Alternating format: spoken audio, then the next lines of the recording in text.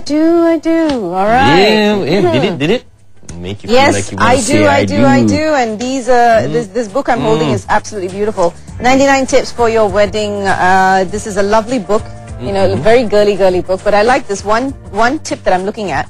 It says, how to prevent my fiance from getting too drunk too early and making a fool of himself in front of guests. Now, a lot of people have either lovely stories during weddings or scary stories, and then a wedding actually is the most exhausting time, you know, in your life when you get into a wedding and the arrangements of a wedding. I wouldn't know that. You got to get yourself one of these books, Stephen. All right, now to know more about a wedding and of course how to maximize your wedding plans, we have a guest in the studios who's going to share her tips on this. And of course, what can you do if you're thinking of getting hitched this year? She is the founder of Adamas. She's Dr. Kien Ling. Very good morning to you. Good morning. Good morning, Doctor. Welcome Thanks for joining us. The good author of the book as well. Yes, right? that's right. All right, So, let's start off with Adamas itself. Yes. Tell us a little bit of Adamas and of course of yourself. Okay, Adamas basically started in the year of 2008. Okay, I started Adamas all because I do see the potential in. I always think that a bride do deserve to have a wedding planner. Okay, and as a bride myself last year, I'm so glad. Yes, thank you very much. And I'm actually so glad that my assistant they'll actually plan my weddings for me. Oh, that's and lovely. I could actually came back like 3 days before my wedding. Seriously, Yes, you had no worries at all. No, I leave everything to them. Were they following the tips in the books then? That time my books is not launched yet, but they do follow the tips that I do give. I one give that them. you coach them on. Yes, correct. Yes. Okay. Some might think like having a wedding planner is burden, right? Financially at least. So why do we still need it? Anyway. Okay, basically wedding planners don't really spend your money. That's what I always tell client. Okay, we actually save your money in a way. Okay, what we do is actually because by hiring us, we could actually get the best vendor for you, and we don't take commission. Right. Okay, so all the commissions will be actually turned into a discount for my client. So at the end, they don't really pay a lot of extra actually. Well, I think the concept of getting wedding planners is still, debated out there because some couples want to do things themselves. And I think the biggest worry for any couple when you think about getting married is the expense that they're going to incur. A lot of them, I mean, correct me if I'm wrong, do you see like a decrease in couples overspending for weddings? Are they becoming a little more prudent these days? Yes. Couples tends to be a bit more conservative in spending money in their wedding nowadays. But what I always encourage couples is that, okay, what you need, okay, basically for wedding planner, we plan your wedding, but we don't make decision for you. So the decision is yours actually. So what we do is actually we give you a list of selection that you can actually go through. We do a budget comparison for you that you can actually go through, and you can actually save money by doing that proper comparison. Because one hotel might tell you that, oh, we are giving you 799 plus per table. Okay, whereas the other one is 1,001, for example. Okay, 1,001 might actually give you everything, including projector and things like that. Whereas the other one you might have to pay like projectors and even wireless mic and things like that. And at the end, it is actually more expensive. Yeah, that's good, right? So what are the common misconceptions about wedding costs, right? What are the activities that these couples usually don't make mistakes on, as well as misconceptions that you can clarify as well as assist today?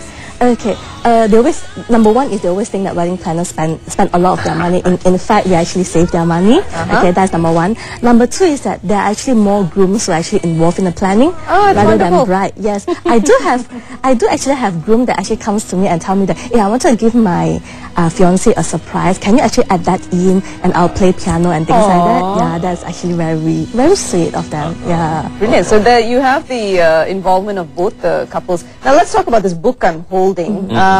This is something, tell us, when did you come up with this, and what can they find out from this book? Okay, basically why I actually come up with this book, because I'm a bride myself last year, and being a bride and a wedding planner, there are different perspectives in looking at things. Okay, that's the reason why I actually come up with this book. For example, like, do you need to wear a 6-inch high heel during your wedding day? For example, because like, I always tell, as a wedding planner, of course, I'll tell you, yes, you look nicer if you're taller, alright. But being a bride, that's not practical at all, because you are used to wearing flat and then you wanted to wear a 6-inch high heel during your wedding day, and you couldn't really walk properly and things like that, so I wouldn't actually encourage them to do that as a bride. Okay. Yes. So that's where you come in to make the stage higher instead. Yeah. Yes, that's right. You make it different for the bride. Yeah. Now, out of this, what is the, can you share some of the tips for the couples out there who are watching this today? Maybe some of the tips that they should, basic tips they should look into when they are planning a wedding. Very important is that you have to be very honest about your budget that you have. Okay. Don't really there's no point telling your wedding planner or telling yourself or telling your fiance, telling your that you actually have, like, for example, like 200,000 ringgit to spend, whereas like, in actual fact you only have like 100,000. Right. Okay. Right. So because there's a lot of way of doing things, we could actually plan a wedding for 100,000, which is very nicely done. We can also plan something which is 200,000. So it really depends on how we actually put in things, and because like for example like for lighting as well, you can actually do a lighting that costs like 1 million ringgit. You can also do a very decent lighting with just city lighting and things like that, would actually create the atmosphere and things like that for a couple of thousand ringgit as well. So it really depends on how you put everything together. So these are all the tips that I wanted to share. Most important, be honest about yourself. Don't overspend. Okay. So having said that, how do we prioritize what's necessary and what's really good to have?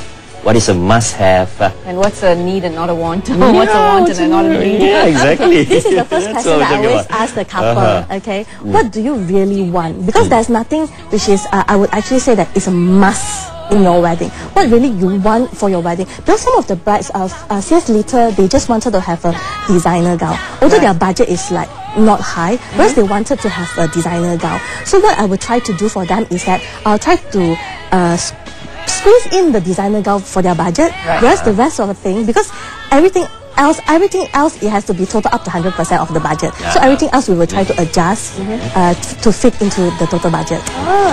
So there's not really a must in a wedding to me. It's really like what you really want for your wedding, because it's your big day. Very practical. I think it's very practical. Now, we're also looking at Adamas as an academy, because you also have a academy where you train would-be wedding planners and to give them that basic information. Could you just share that, the info on the academy itself? Okay, basically my vision, I have actually two visions. Number one is actually to make wedding planner a professional career. Number two is actually every bride deserves to have a wedding planner. So I started off with my first vision, which is to set up academy. Okay, because I actually feel that when I first wanted to because I was in engineering field for the past 7 years, okay?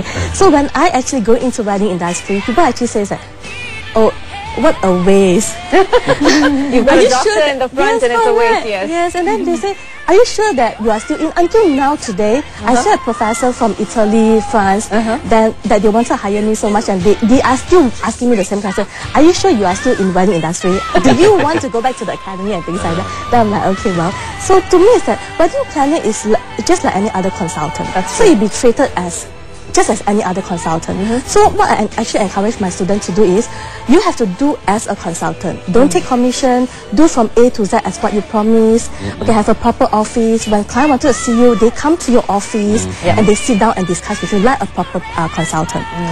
That's what. Is it a booming industry right now when you say wedding planning? I mean, a lot of people wouldn't look at a person being a wedding planner as a profession, and then you're right about it. I mean, they don't look at it as actual work to be done. So do you think that this is a booming industry coming up among the youngsters? Yes, that is a lot. Okay, especially like few years back when I first started, there are students who actually wanted to take up the course, but their parents are really against it. Whereas nowadays, because of our publication and things like that, and we actually see the demand in the wedding industry as well, and slowly the parents could actually be convinced that, okay, you can actually earn enough living as a wedding planner.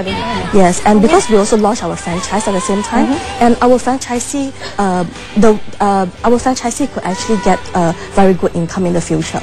Okay, so you have a franchise that when your students leave, they can actually take the franchise from you. Yes, correct. So it's already a pre-packaged arrangement then. Yes, correct. Correct. So that makes it easy for them. The difference between my franchise and the conventional wedding planner, as who I am now, is that ours is like a premium service. Whereas for my franchisee, it's like a standard package. So what we do is we standardize, like how you buy a combo meal in KFC and McDonald's.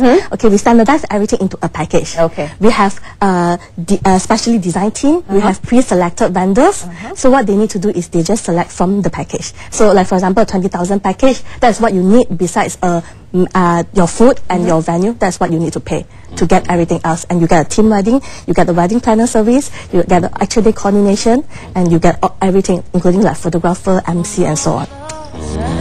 There you go, right? So what about wedding anniversaries? Do you cater for that as well? Yes, I cater anniversary and also birthday. And the different types of races we have right here in Malaysia. So the Chinese wedding, the Malay wedding, the Indian wedding, the Dan Lain Lain wedding.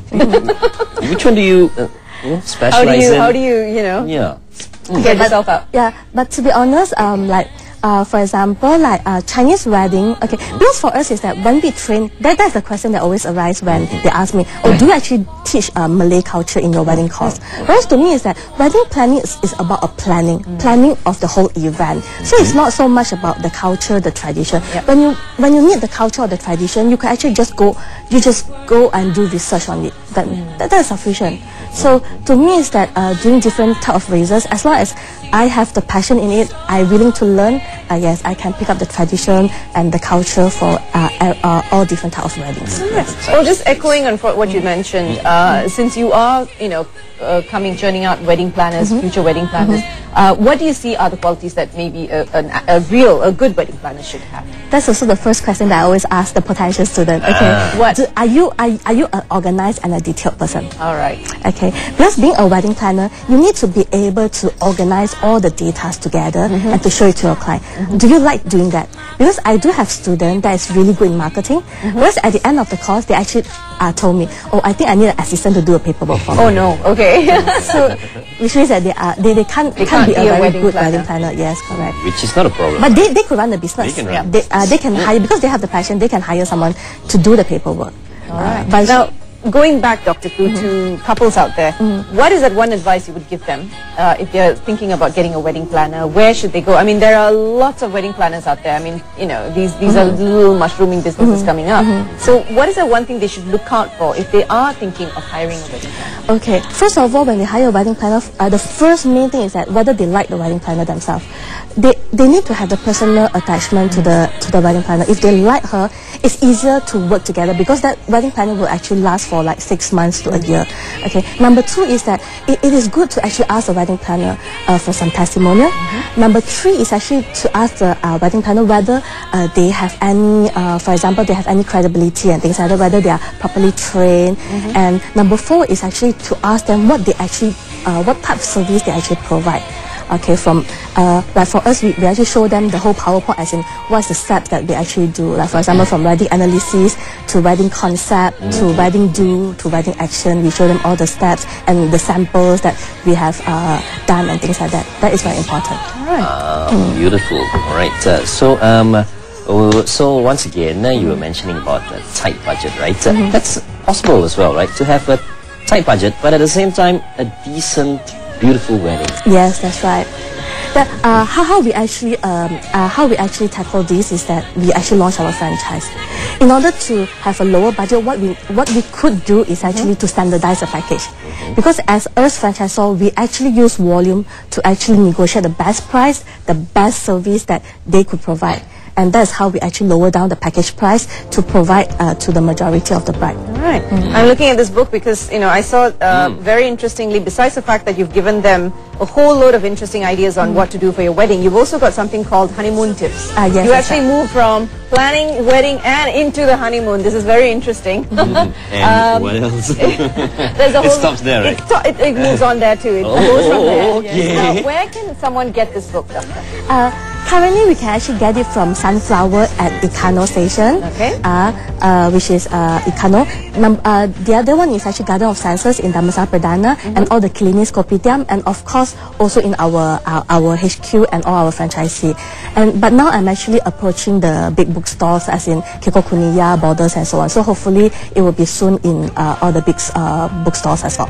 That's interesting. You've got what I read earlier was from fiance tips. You've got personal tips, fiance tips, wedding theme tips, tips for a groom to be from a groom. This is brilliant. How did you come up with this book? I mean, it must have been tedious for you to go through all this one by one. Basically, I just have this. I just have these tips coming on to me when I was going on holiday, when I was planning my own weddings. Right. It just started flowing into me as in, oh, actually for this, for example, I don't want to go on diet because for me myself, yeah, I'm quite. Very well endowed. Let's just put it that way. So I don't really encourage, because to me is that I rather what I see is that you should actually take a gown to fit you rather than you fitting into a gown. So don't go on a diet, basically. There's no point going on diet, and because I do see a lot of brides, but after they go on diet, on the wedding day, they don't really glow as they used to be. And I actually feel that they are happier, more joyful if they are what they are. That's true. Yeah. Instead of not eating and correct, and make themselves and make themselves look pretty, as in what will think that they are pretty, but then in actual fact they might not feel healthy. They are not so joyous and things like that. It is different. They are not so bubbly, the character. They change. Yeah. So enjoy who you are, basically. Yes, correct. Enjoy who you are, enjoy your body as it is, and just have a fantastic day.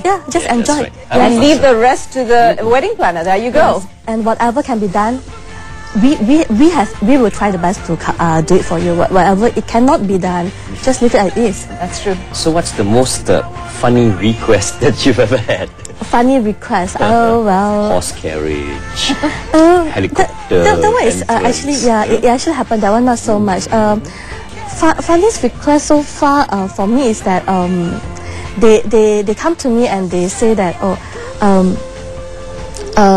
it's not really funny lah. To me, it's like just very out of the ordinary request. To me, it's that okay. One of them, they wanted to have their, for example, they wanted to have their wedding underwater, but that has been done actually. Before. Yeah. Yes. But it's just that sometimes when you listen to the story, it's actually quite sweet in a way, because that's how they meet. Some of the people, like for example, I want to have my wedding in the sky, for example. That's where they met, in a hot air balloon and things like that. Wow. Yeah. Okay. There you go. So wherever you want to do your wedding, either up in the sky, underwater, on land and sea. I mean, I think a wedding planner comes close to helping you with that. Handy. Yes. So Dr. Khoo, thank you so much for your time. Thank you very much. Lovely listening to you, and the book is amazing. Thank you.